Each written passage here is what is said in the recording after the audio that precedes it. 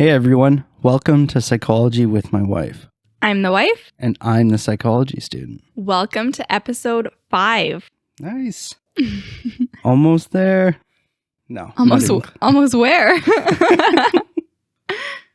To finishing 10 episodes? I don't know. Almost somewhere. Yes. That's the best way to gauge your life. Almost nowhere. Someone asks how something is going. Almost done, almost there, almost ready. You don't need to be specific what you're referring to. Almost. Yeah. So close. No accountability. On the right track. That's me when someone asks me like how an assignment's coming at school. Almost started, almost done. Who cares? Even if I do finish it, I always say I was like, oh, well, I'm almost done kind of thing, because I don't want to seem like I'm a keener or anything, right? No, you just don't want your classmates to know that they're behind. Julian's just out there like, oh yeah, haven't even started it yet. Meanwhile, submitted it early. And his classmates are like, oh, okay, cool, we're all in this together.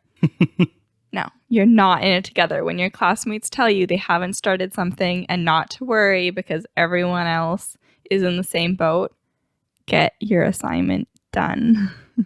You're not in the same boat. They got it done early. They're getting A+, and you're going to be crying. Rant. It was maybe a little too intense, but that's what I always tell. Not like that, but to the students that I would be the teaching assistant for. Like, just get it done. Don't create that environment and camaraderie around like, oh, it's okay, we all suck. Like, no, build each other up and support each other to get your work started and to get it done and submitted. It's way less stressful that way.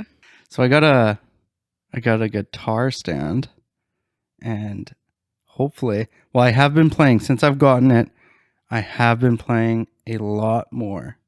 So that's good. I got some picks too, but it's just sitting right there out in the open, because otherwise I have to take it out of its case. I have to set the case somewhere. I have to go and grab the capo. So I'm gonna do it. I'm gonna say 10% of country roads done. Learned. Well, that kind of fits perfectly in the idea of actually starting something and working on it. Mm-hmm. I'll take credit. It was my idea to get the guitar stand. But that's just because I think the guitar looks nice. It's like we need to show it off. It is a nice guitar. Decor. And now I get Julian sitting beside my desk playing, practicing on it while I'm working. So it's good ambiance. I'm really excited because also kind of on the idea of getting things done, we got a couple of big things done for our wedding this last little bit. We've got our meals sorted. I have my first dress fitting coming up in like 2 weeks now. We just got my wedding band like 2 days ago, which was super exciting. And Mom, she just sent out all of our invites. So everyone will have for sure received them by the time this episode comes out.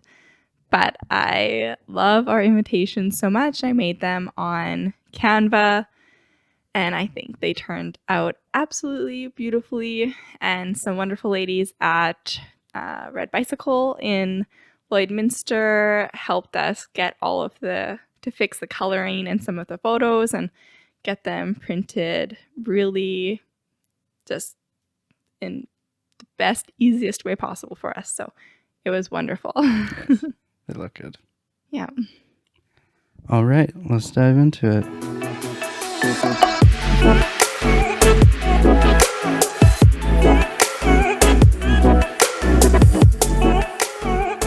Today's episode, we're going to be talking about learned helplessness.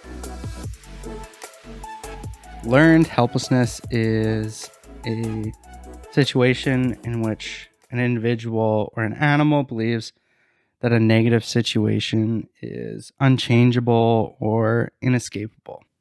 Okay. And this phenomenon and experiments came from the interest of Martin Seligman on depression.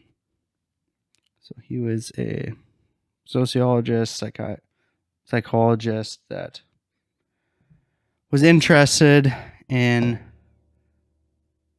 what really causes depression. And I don't think like his experiments were on dogs, and they were kind of a lucky discovery. What do you mean by a lucky discovery? Like he didn't go in there with like a hypothesis or something? He or did, what? and his experiments that we're gonna talk about here about learned helplessness came from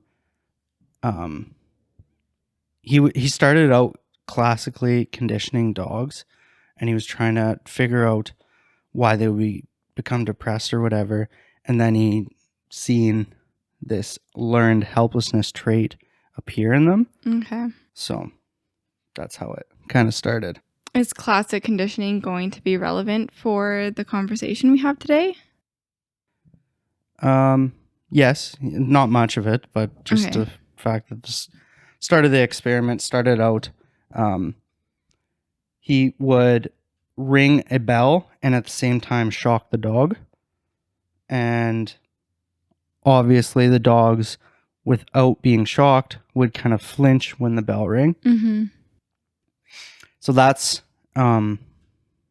where this learned helplessness came about, is that the dogs would kind of cower instead of actually trying to like, I don't know, like yip around or run or whatever, right? They would just curl up. But was that as the experiment continued? Like I imagine the first couple of times the dogs were shocked, they probably had like an aggressive kind of reaction to it. Yes, yeah. But like I was saying, is it was a lucky occurrence that happened, right? The whole experiment was not to what we're going to be talking about, I guess. Okay. If that makes sense at all. So after he found out that these dogs would be curling up in a ball, he put the dogs in a future experiment. He put the dogs in a box that had two sides with a barrier in the middle. One side, they had like panels on the floor, and one side would shock the dog, and all they had to do to escape the shock was jump over the barrier into the side that did not shock them. Mm-hmm. What they found is that the dogs that were conditioned with the bells would not jump over the barrier, but made no attempts to avoid the shocks. And this discovery is why where learned helplessness came from. So they had three groups of dogs. Group one, the dogs were strapped into a harness for a little and then released. So for part of their experiment, they couldn't do anything about the shocks, but then they could. The second group, they were strapped into the same harness and given electric shocks that could be turned off by pressing a button with their nose. The third group of dogs received same shocks as the second group, but they were not able to control it. And the box I was talking about before, I call it a shuttle box. And like before, one side produced an electric shock, and they would have to jump to the other side. What they found was that dogs in groups 1 and 2 both jumped over the barrier. The dogs in group 3 stayed in the shocking square and dealt with the shocks. So, yes, they were doing experiments and all that, but it's just interesting. And this, I think it was late 60s is when this experiment occurred. To me, I don't think I could shock a dog as part of an experiment. Yeah, like I feel like this is probably a little bit controversial because there are a lot of people who will use like shock collars on their dogs to like train them in different ways, or they constantly have one on them to keep them within the boundaries of their like home or their farm. So I guess I'm wondering what the shock of this experiment is like compared to what the shocks are, like the intensity of the shocks Mm-hmm. in the experiment versus the kind of, easily accessible shock collars and things on the market. I would assume that it would be a similar shock. Obviously, I don't think it's like permanently harming the dogs, I guess, besides mentally. Yeah, I think that's where I just really struggle with the idea of experimenting with animals who aren't able to consent. It's one thing to do experiments with people when they're able to consent, or with animals when there's no potential harm that's going to come to them from the experiment. And I know some people might be like, well, the harm, like, it's not permanently damaging them, these shocks, or, but I don't know. Like, if someone put me in that experiment and I didn't know what was going on, like, that would have lifelong impacts on me for sure. And dogs are smart and have really great memories. And so I'm sure that participating in this kind of experiment would have really damaged all actually, of them. I didn't look that up, but I wonder what the dogs were like after. Because you like those rescue dogs, they live through traumatic experiences, and they're like, you can tell that they've been hit and stuff like that, right? And of course, I guess it depends, for how long were they in this experiment? How many shocks did each dog receive? Because maybe if it was just, 2 to 3 shocks, well, okay, weird experience for them, uncomfortable experience, but it's like maybe won't be as long-term or impacting. But if they were receiving like, 25, 50 shocks or more, like that would be, I think, devastating. Well, the dogs developed an expectation that they couldn't do anything about the shocks.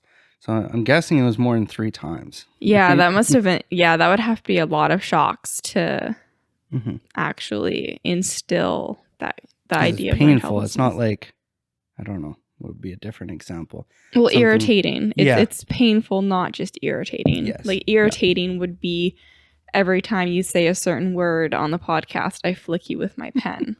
It might be a little bit annoying, and it might also in a way help you not say that word or something, but it's not painful. Painful would be like every time you say something, I stab you with the tip of a knife or something in your leg. Yes. Yeah. Poor dogs. Poor dogs. We love doggies. So this third dog has learned helplessness. And although this happened in the 60s, there's been new studies that improved it, but it is something it's not something that's questioned really. We know it happens. And the same thing happens in humans. So I actually found a video on YouTube. It's from the 90s, and I'm going to put the link in the bio because I was actually quite interested in the video, and it's only about 6 minutes long. But a teacher induced learned helplessness in students in her, I'm assuming, psychology class. So the teacher used 3 anagrams, and that's like words you rearrange and form another word, right? So, and she split the classroom into 2 groups. One half, they had the first 2 anagrams were impossible to solve. Okay. The other half, they were extremely easy. These are just the first 2. And then the class went through the questions, and they had to raise their hand when they solved the anagram. So you obviously had one half of the class, and I think the first one was like bat. So they switched to the tab, and they put their hand up, and it was like 5 seconds, and the whole half the class had it completed. The other half, they didn't solve it. Not a single hand went up. And then she, So, sorry, just to confirm, these students all thought they had the same anagrams in each yes, group. yes. Wow. Okay. So then she said, okay, even though you guys can't solve it, let's move on to the next one. Maybe you can get this one. Mm-hmm. So they did. Again, they had half the class, and you could see now the half that had the impossible anagrams was looking at the other half. Oh my God, why can they figure it out? And they did that, and she's like, okay, we'll move on to the third one now. And the third one was the same for both groups. But you can see in the half of the classroom that had the easy words first, they had a less difficult time solving the anagram. And then the side that had the impossible ones still had trouble with the same anagram. Because they just already had this sense of like, ugh, they're smarter than us. Like, we know this is going to be harder for us. Well, I wouldn't say directly related to the other students, but they themselves believed that they couldn't solve, I guess, as well. Okay. Yeah. So basically, the teacher taught them learned helplessness. And then we'll circle back at the end of the episode here, because this example really relates to relationships and social settings. But we'll go into Seligman's theory a little more first. Wait, I just want to go back to that. So she only did the 2 sets of anagrams, though? Well, 3 rounds. There was 3 anagrams. One group had 2 hard ones, the other had 2 easy. The third one was the same. Okay. Right? And then one half that had the easy ones was still able to solve the anagram. The other half that had the difficult ones had more trouble. Okay, but it was 3 like separate rounds then. So like they each got 1 anagram. One solved it, one didn't. Then they got the next round of anagrams. One solved it, one didn't. Mm-hmm. Then they got the third round. One solved it, one didn't. Yep. Okay. That needed to be clear, because to me, it sounded like it was just 2 rounds. One they didn't solve, and then the next one they were able to solve it. Because it's like that wouldn't... I don't see how doing 1 round of not solving something would then instantly make someone feel like, oh, I can't do this. Mm-hmm. Yeah. Well, I guess it would be different for everyone, but it has to be learned, right? So. Okay. That's a good point, though. So the first thing I thought of, and Seligman talks about this in his book, but this can happen with smokers trying to quit, and I figured this would be relevant to your work. So the way it would apply to a smoker is that the first time, I wouldn't say excited, but confident that they can quit smoking. They want to quit smoking, and they really believe, I can do this. Then they fail, start smoking again. Mm-hmm. And then after a while, they're like, oh, I can't do this anymore. I need to quit smoking. So they do it again. And then 3 or 4 times later, they unsuccessfully quit smoking. Their confidence is like they're just going to give up. Mm-hmm. Yeah. If that makes sense. So. Yeah, for sure. With my work, we just did some focus groups with heavy adult smokers.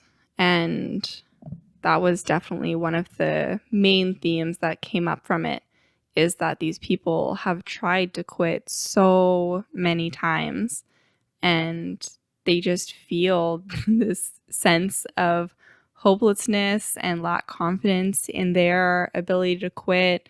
They feel like they've tried everything on the market, from nicotine replacement therapies to actual therapy to lasering to medication to the patch, reading books, like you name it. They feel like they've done everything, and they definitely do have, yeah, you're right, this kind of learned hopelessness where they just lack that confidence in their ability to quit. And they feel very isolated at least for in this circumstance, because it feels like a lot of other people are able to quit smoking around them. Like lots of them, would try to quit with friends or in groups, and maybe other people in those groups were able to quit, but they still haven't been. And so it really feels like it's something isolated with them, and they're like the last person on earth who hasn't been able to quit smoking yet. And I'll go into this soon here, but part of that learned helplessness is a certain pessimism that's like transfers over to a lot of other areas of your life, and then you internalize it. But yeah, like you're just saying, is that like even though you want to quit, willpower usually isn't enough. Learned helplessness is like the collapse of problem solving strategies or the avoidance of challenges. And that's a trait of learned helplessness. So that's why it's difficult. You can't just tell someone like, hey, bad, stop. Yeah, but that's the problem. People do that. And that's actually what the project that I'm on at work right now is about, is the fact that so many cessation campaigns who are supposed to be helping people to quit smoking or helping them on their quitting journey are very aggressive and negative, and they further shame and isolate the smoker, which is not helpful and not effective. And that's a method that maybe worked a little bit, the scare tactics in like the 90s, but that's not what people want anymore. It's really clear from the focus groups that we've done that people want to have campaigns that are empathetic and compassionate and supportive of their journey and help to build up their confidence and self-esteem. So, yeah. No, definitely. And then like, I was kind of like, you have the nicotine therapy or whatever you call it, the patches and stuff, right? Even people that try that, you would make sense that you start out with a high nicotine, slowly lower, so you have less withdrawals, right? But still people fail using that, and that just shows that it's the mind, there's still the mindset there of the behavior they have, right? So it didn't increase their problem solving or wanting to complete the challenge, right? So yeah, well, there's just so much associated with it. Like, it's not just the nicotine. It's like we've talked about this in an Influential Generation episode that Julian was on with me, the first episode of that podcast. We'll put the link below if people want to listen to it as well. But in that one, we talked a little bit about the helplessness that people feel in there, and that you felt a little bit in your quit smoking journey, because there's just so much more that's involved when you're trying to quit smoking. Like there's the nicotine addiction, but you talked in that episode about the routine, right? And people talked about that a lot in the focus groups as well. The routines that they have, that the cigarette breaks are, built into their daily habits and their daily routines, and the stress release, and of course like the actual movements associated with smoking, the community, the environments. Like there's just so much involved. yeah. Well, most of addiction, not just smoking, is like the drugs out of your system. I can't remember what it is for nicotine. Do you know? It's not. I don't know, 24 hours, something like that. I can't remember. If it was just a chemical addiction, once it's out of your system, you'd be okay, right? Whereas like people want to smoke a year after they quit smoking. Obviously, it's a little less of a temptation, but they still have that thought process in their head. Maybe you can disagree with this, but I thought it would be more effective to actually, if you were going to help the person, say in therapy and stuff, it would be more helpful to change the belief in themselves, maybe enhance their problem solving strategies, and help them take challenges head on rather than their belief they hold on smoking. What do you mean their belief they hold on smoking? I'm thinking that Like, not just that they think smoking is bad. Obviously, they know it's bad, and that they want to quit. Where is I going here? I just lost my train of thought. I think I agree with what you're trying to get at. It's not, it's really about changing their mindset in the way that they think about smoking currently as something that they need, and it's a part of their life, and it's their habits, and it helps them cope with things, and changing that mindset to create new habits. So one way that I have found that I tend to look at it is not trying to take something away when someone's trying to quit smoking, but replacing it or adding something new in, so that you don't feel to the same degree the loss of the addiction, but you're filling that space with something else, which is a challenge. Like in the focus groups, we talked about this idea a little bit, and some people mentioned that it's really difficult to, find that new habit that they want to spend their time with. They're like, smoking is easy. A smoke break doesn't take much time. Like, it's just quick. Whereas, starting to exercise and doing different things, like they're like, that's harder. It takes more time. But if you add up the amount of smoke breaks during a day, you probably would find it doesn't take more time, really. No, yeah, this is definitely true. You can even go to the gym for 20 minutes and you'd be spending a third of the time at least. So there's that. I think, in my opinion, addiction is mostly psychological and it's not chemical. Because obviously you have the other element of it, that some people's temperaments or genetics, you're more likely to be susceptible to addiction, I guess. Oh, which Julian has very strong opinions about people who say that people have, like, their genealogy and stuff their genetic makeup makes them more prone to addiction. Yes. I'll definitely go into another episode. It'll be the whole episode. You definitely could do a whole episode about that. Yeah. But so to continue on, we're just talking about solutions to learned helplessness. You would think that Martin Seligman, his whole career would be shaped around this learned helplessness, but he's seen it and he's like, how can I actually help people? I'm going to study the opposite side of the coin here. And he coined a term called learned optimism. Love it. The theory hinges on individuals having a optimistic mindset and those with a pessimistic mindset. And the optimists were the people that were the most resistant to helplessness. The optimists were compared to pessimists in three categories. So there is permanence, pervasiveness, and personalization. The first one, permanence, is optimistic people believe that bad events are temporary, but positive events are permanent. The second one, pervasiveness. Optimistic individuals compartmentalize helplessness and allow good events to influence other parts of their life. I kind of talked about that a little more. The helplessness goes everywhere.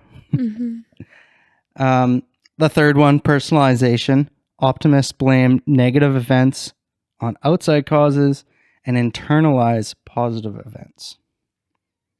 So there's actually, it's not exactly this, but there's a thing called actor-observer bias. Okay. What is it? Well, fancy you ask.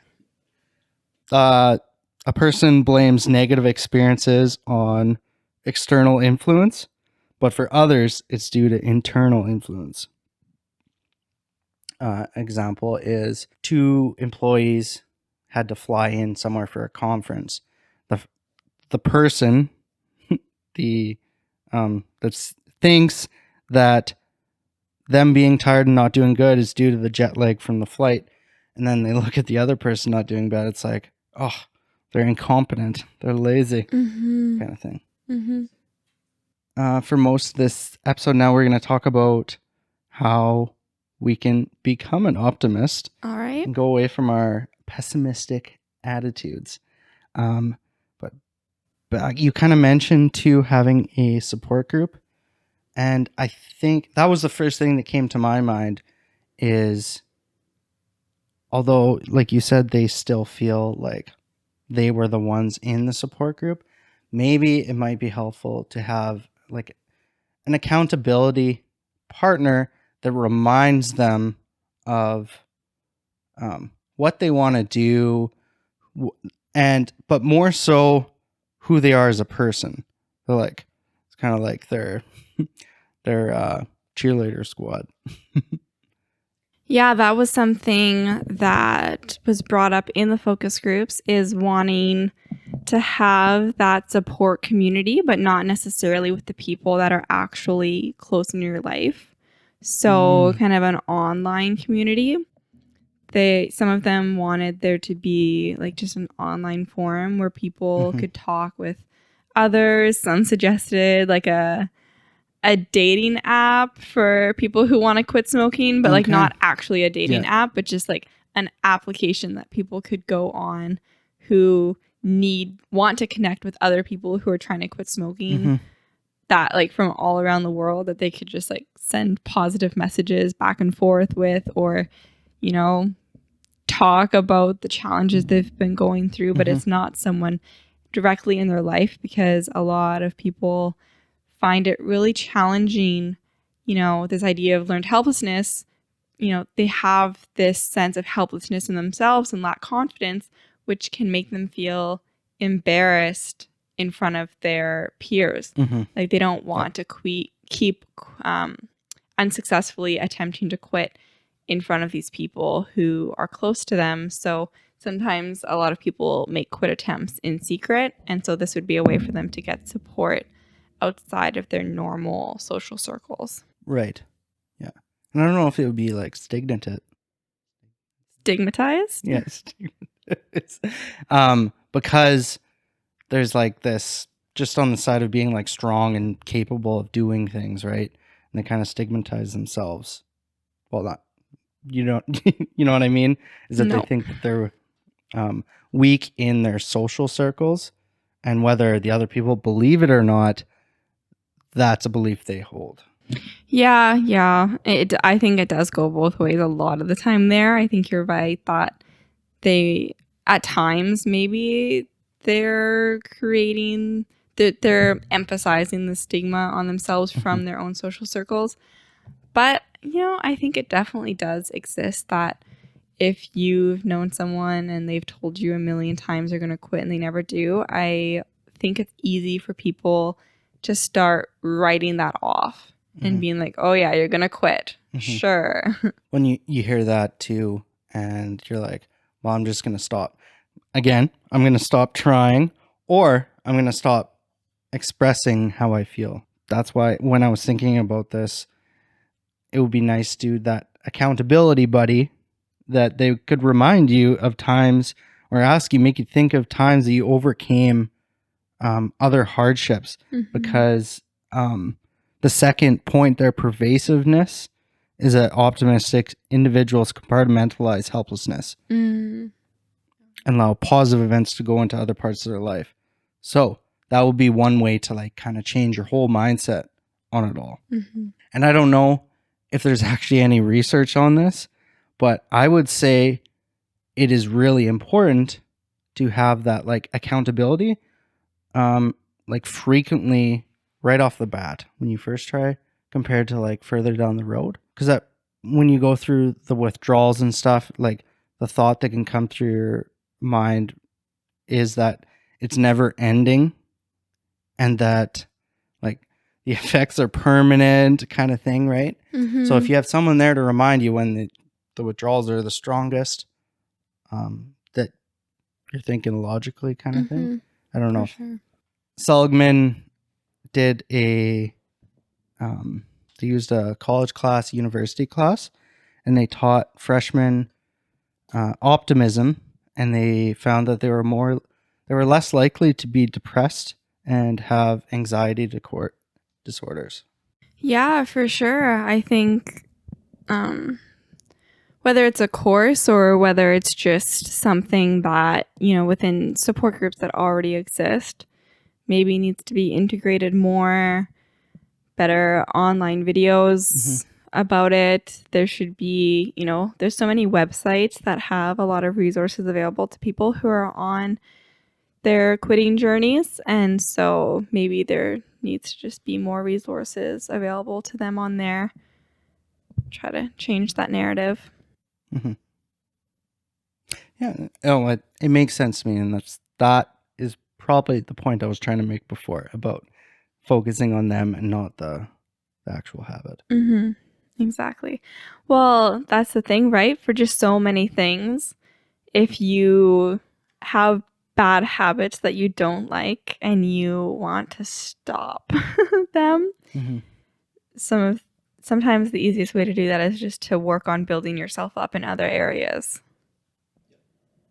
Get some confidence, allow it to pour into other areas of your life. Exactly. Maybe that's why you should tackle smaller goals before the big ones. Just make your big goals into a bunch of small goals. They're attainable. Yep. That doesn't seem like it's all crumbling in one thing. It's only a tiny goal that crumbles. Exactly. So he did make a note in his book that if you want to appear sympathetic to the troubles others are having, you don't want to be super optimistic right off the bat.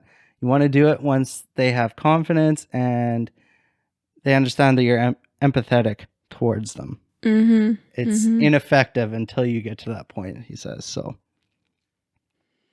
well, I think I completely agree with that. And the focus groups that I was a part of for work, we were using the focus groups to inform the development of a campaign by the Canadian Cancer Society that was to support people on their quitting journeys. And they actually really adopted, kind of just what he said there, they really adopted that or attempted to adopt it in the messaging on the campaign, by constantly referring to quit attempts, the quit journey, and really making it seem like you don't have to quit right now. In the campaign, it's not like this is your one chance, you quit now, do it. It was just like, how can we help you make a quit attempt? Right. Not how can we help you completely quit forever, but how can we support you to make an attempt to quit? Right.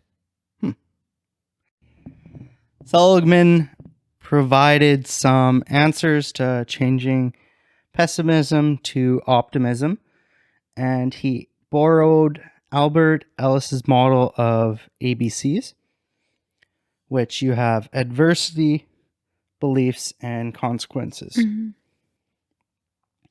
So, for example, you have adversity. You're trying to quit smoking. Then you have a belief about that. A pessimist would say, I can never do this. It's too hard. I am weak. I can't do this. An optimist would say, I can do this. It'll be hard, but I have the support of my friends. So then it goes on to the third, the consequence of that belief. Pessimist, you give up and you don't quit smoking. The optimist would be you continue to try quit smoking or you are successful in quitting. The whole idea of this ABC model is that in order to change the consequence, you have to change that belief. And changing the beliefs makes it easy to see how the outlook can change in the rest of your life too. So what he says to do is keep an ABC diary. Yes. More diaries. More diaries. And a lot of this, if you want to change yourself, you got to use some introspection. And I find it really useful is to write stuff down because just talking about stuff, it's kind of like a fleeting thought and it doesn't Mhm. stick with you usually. So it does make sense. I also like to audio record things. I find that really helpful. Like sometimes we'll be like laying in bed at nighttime, ready to go to bed, and then I'll have like a odd thought or something. Like with my thesis, I'll be like, oh, I need to remember to do this. So then I'll just like make an audio message on my phone to me. Mm-hmm. Because it's just easier than I can really ramble out what my thought process is and what like at that time, Mm-hmm. and then go back to it the next day. Because sometimes if you just made like a small note to yourself, it doesn't really help you remember what you were thinking in that moment and where the kind of passion and drive was coming from. So I really like doing audio notes for things. Yeah, I agree with that. It's I usually write notes, and then if you come back to the note like a month later, you're like, what was I actually thinking here? I'm just gonna delete this now. Yeah. So using some introspection, once you are aware of your pessimistic belief, there are two ways that you can deal with them. The first, distraction. So you think of something else when you feel the pessimistic thought or understand it's coming along. Mm-hmm. So they suggest in the book slamming the table and yelling, "Stop!" That's the distraction. Yes. Every time you have a bad thought, which a little cuckoo. Yeah, it's doing an that. aggressive distraction. I think there can be way healthier alternatives to Mhm. distract yourself from negative thoughts than leaning into aggression. He also said you can write "stop" on a note and look at the word "stop." Okay, that's less aggressive. Or like you've heard of the rubber band trick. Slap the rubber band. Snapping it Yeah. on your wrist. When you have the thought. Yeah, I also think that's an unhealthy habit. Why do you think that one's unhealthy? I don't know. I just don't think like if you're having a negative thought to then inflict a sense of pain on yourself to get rid of a negative thought. Like, why would you want to replace something negative with something negative, right? Right. That logic just doesn't work for me. What's his other option? Yeah, I was going to say on that same note is grab an ice cube and squeeze it, which I think is different. Like we're talking about an irritation, or the ice cube is to like bring you, like ground you in your thoughts, right? Mm-hmm. So that's the whole point. I agree with you there. The rubber band is a negative thing. Yeah. And then they said you're supposed to pair that with shifting your attention elsewhere. And it doesn't need to be what you want to think, but it's literally like, say, I'm like, oh, I can't do this assignment.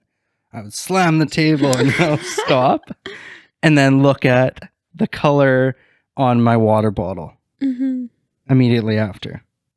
And that's how they said to distract yourself from that thought. And then after the moment, it'll go away. Can you imagine if every day as we're having like negative thoughts in our minds with our desks right next to each other, we both just like are slamming our desks and screaming stop all day? Or doing this in public too. Like we're thinking about all of this in the circumstances of being basic, like in the privacy of your own home. Like these aren't very good coping mechanisms if you're somewhere in public too. Slam the cement. Sidewalk. The other one they said is tell yourself that you'll think of it later. So yeah, I can't write this essay. You know what? I'm gonna think about how bad I am later. And then they said to write it down, and then they kind of loosely said that like when you ruminate on a thought, that's all it is that's like trying to remind you of something. So if you write it down and then tell yourself you're going to think of it later, that'll get rid of the rumination. Are you actually supposed to intentionally think about it later, or Or you're just tricking yourself. You're being like writing it down to think about later, but then you throw the note away and you don't think about it later. I feel like that's what actually happens. But, Yeah. I guess I forgot to mention, you're supposed to tell yourself you'll think of it later, but state the time you're going to think about it. Oh. This is like, we did that one episode on delayed gratification. This is like delayed negativity or something. I don't know. I don't love it for sure.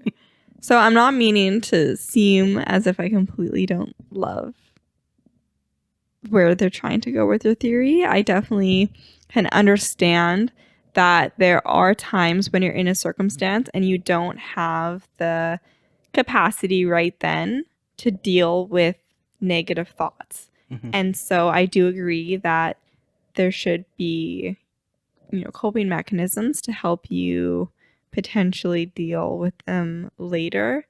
I just don't know if I feel like the ones they've shared are perhaps most effective. But again, I've never tried any of them. So maybe someone who's listening has tried some of these methods and could let us know if they've ever had success at, experiencing negative thoughts and then pushing them aside and actually dealing with them later. Not just pushing them to the side and bearing them down to build up more. Yeah. So it's good that you're a skeptic of it, because they even note in their book that it's like there's of the two options, distraction is only temporary and it doesn't do a lot for you. Yeah, okay, It's good. just like a quick fix kind of thing. The second one is disputation. So providing an argument to that belief. And the way I look at it is it's similar to cognitive behavioral therapy, which is you're trying to change the thought, right? And in another way too, it's kind of showing compassion for yourself. The pessimistic thought is usually something about yourself. You internalize some aspect of your character.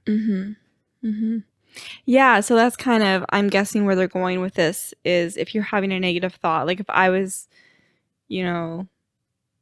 sitting in our office working and for some reason I had a negative thought of like, oh, I think Julian's mad at me right now, then I would just need to confront that negative thought and go like, why would Julian be mad at me right now? Like, what's the possibility, the logic or reasonableness that Julian would be mad right now? If he is mad right now, how can we resolve it or something? Like just having that kind of logical conversation with yourself about the negativity. Is that what they're getting at? Yeah. And he adds to his ABCs, he adds D and E, which is disputation is D. E is energization, which is basically stating how your thought has changed from a pessimistic to an optimistic belief. So like you said, you're kind of questioning why I would be mad at you. You would say, I originally thought that Julian was mad at me, but then I looked at it and I don't think he's mad at me because of this. So again, like acknowledging that you had a irrational belief. And then I think it builds upon each time you do this. I mean, that makes sense. So the last thing I mentioned, we were going to go back to relationships. Okay, let's do it. So we obviously know that learned optimism is actually quite practical in a lot of different areas. In relationships, I think it's really, really important. And it's something that's not usually looked at or understood. Like it would help understand gaslighting and trauma in relationships. Okay, so for example, my point. In an abusive relationship, a person, the victim, may stand up the first time to their abuser when they hit them or verbally, emotionally abuse them, right? So I would think that most people would try to stand up for themselves, or they try to at least, Mm-hmm. with their degree of what they actually do, right? So the next time it happens, are they more likely to stand up to them or just like let it happen? Mm-hmm.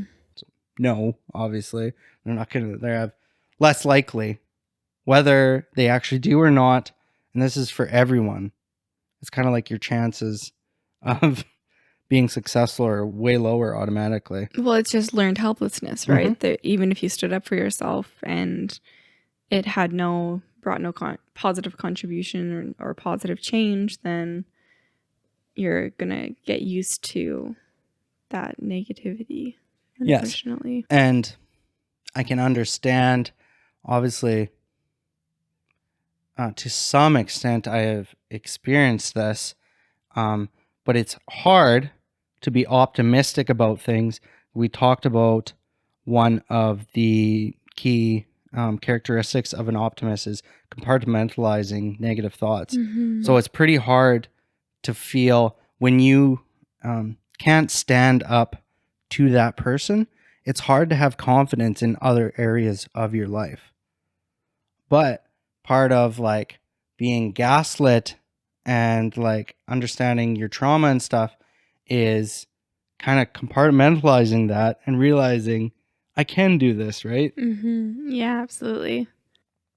And I guess that starts with using your ABCDE. Mm-hmm.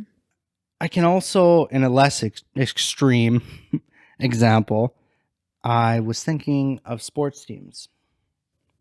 So you have sports teams can be very extreme. Yeah, I guess they could be, yes. I was thinking learned helplessness is a team that loses two matches before going into the final game of the tournament. Mm. It's a lot harder to win that last game when you've lost those two ones before. Mm-hmm. And I think that's where the winners and the losers are separated. Yeah. Interesting. Okay, that just made me think of in relation to sports. So Julian and I both grew up playing volleyball. And it just makes me think of, there's 3 sets in a match. But you only go to the third set if if both teams have won one of the first 2 sets.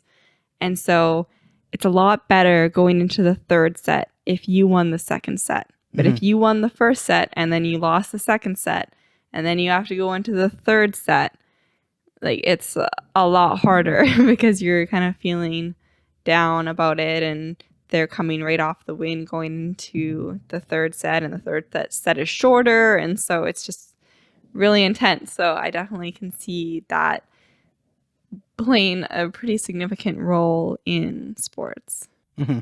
Well, and from what I've coached, like at Lakeland, the U16 wrestlers,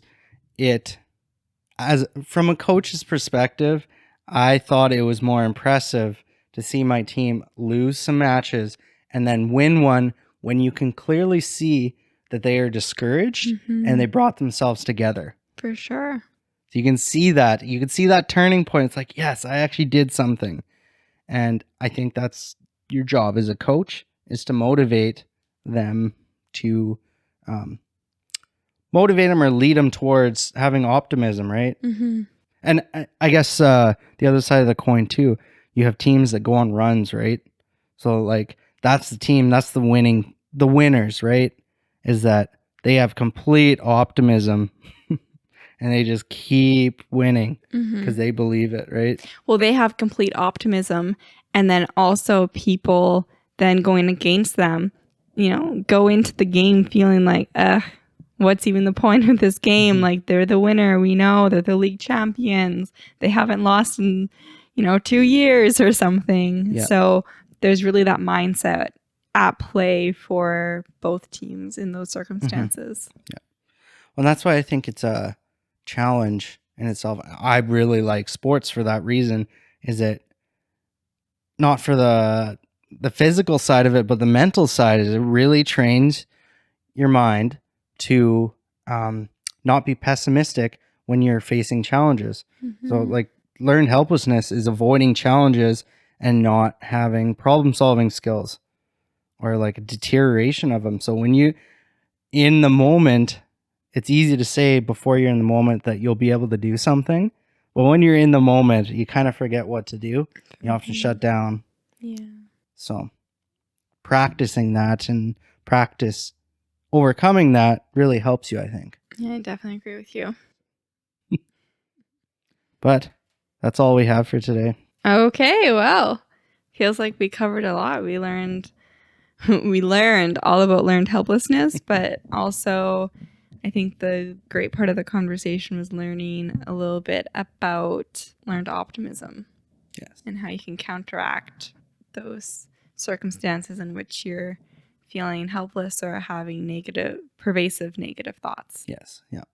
So obviously, to more extent than we can go through it even in this episode, but I would look at some of his work, and if you're really hardcore, do those ABCs. Yeah. Implement this into your life. Mm-hmm. So if you have any topics that you would like us to cover, let us know over DM or send us an email. Or just comment on any of our social media as well. Yeah, I guess you could. Yeah. Send us tell the world what you would like to hear from us. And yeah, you can follow us, of course, on all of our social media. You can find us at PWMW Podcast on everything: Instagram, Twitter, YouTube, Facebook, the whole deal. And so if you are listening to this podcast through an audio version, we're available on all of the podcast platforms. But we also have a video version available on YouTube. And so if you would like to watch the conversation and see us here, then you can definitely check that out. And we have some shorter clips and stuff posted on our YouTube channel as well. Yeah, and if you do like our podcast, leave us a rating.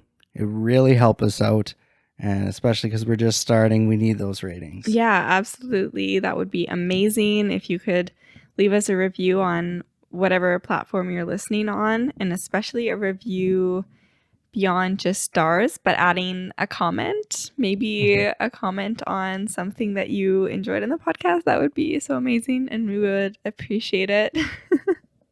Yeah, so we will be posting every Tuesday, so make sure you hit subscribe, follow, and set that auto download. And we will see you in our next episode. Sounds good. See ya. Bye.